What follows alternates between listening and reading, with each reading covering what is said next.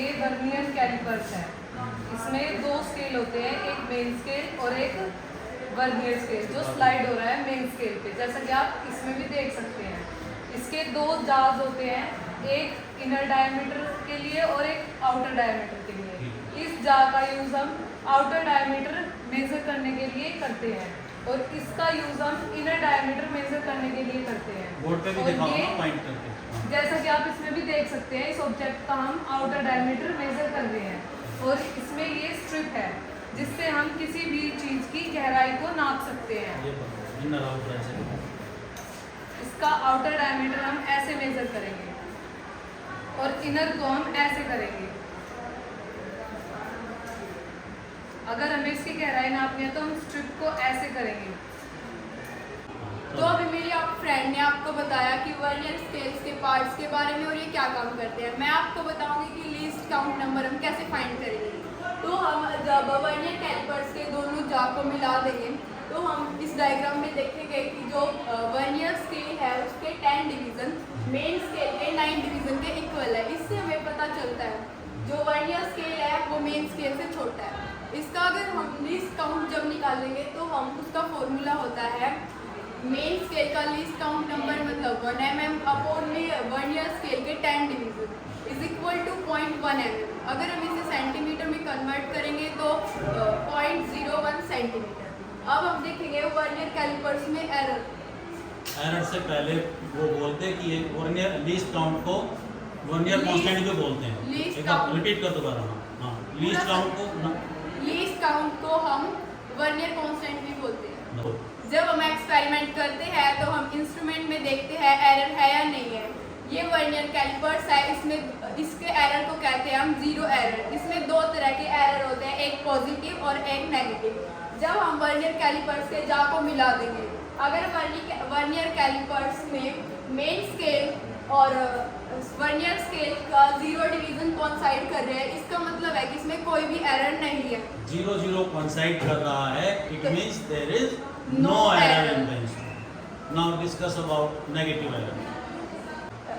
अगर हम जब वर्नियर कैलिपर्स के जा को मिलाते हैं और जो मेन वर्नियर स्केल है वो मेन स्केल के left side 0 of vernier scale 0 of vernier is scale to the left of 0 of main scale. Is to the left of 0 of main scale. Yes.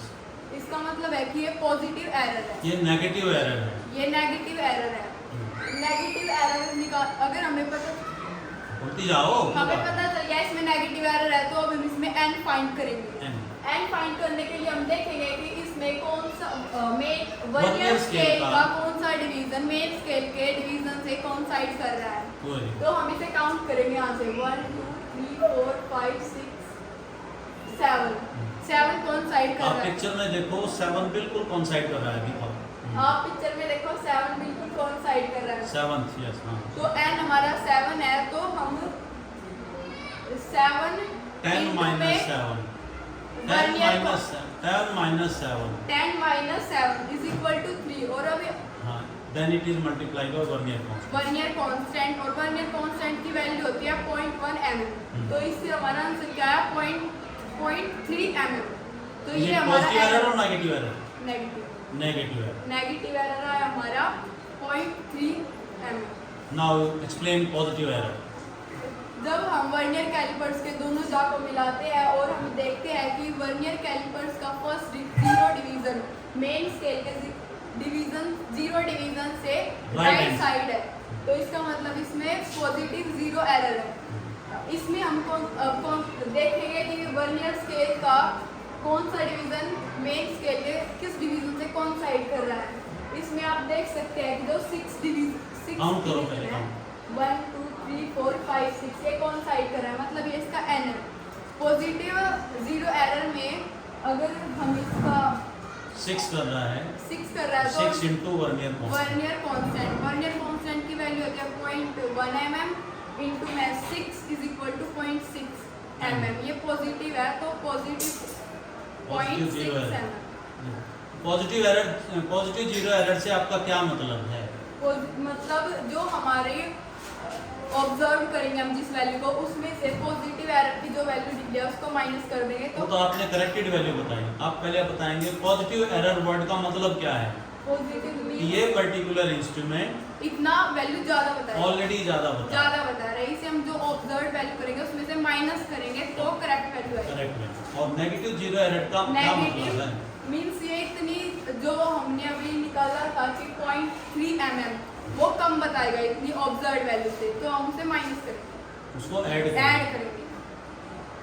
अगर हमें वर्नियर कैलिपर से किसी भी object का diameter निकालना है, reading लेनी है, तो हम ये देखेंगे। फॉर एग्जांपल हम दो रीडिंग लेंगे, एक मेन स्केल रीडिंग और एक वर्नियर स्केल रीडिंग।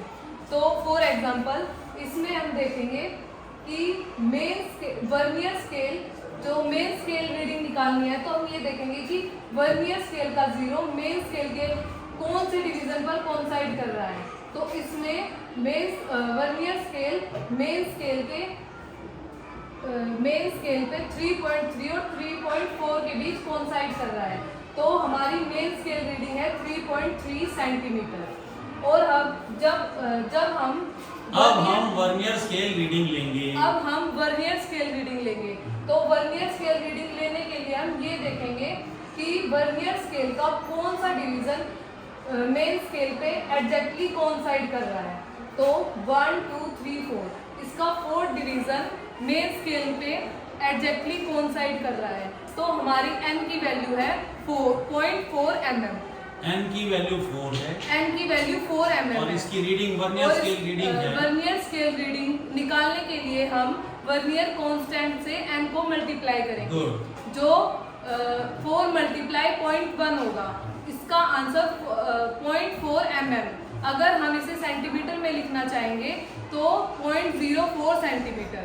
अब हमारी टोटल रीडिंग होगी main scale reading plus vernier scale reading, जो 3.3 plus 0.04 centimetre is equal to 3.34 centimetre exactly.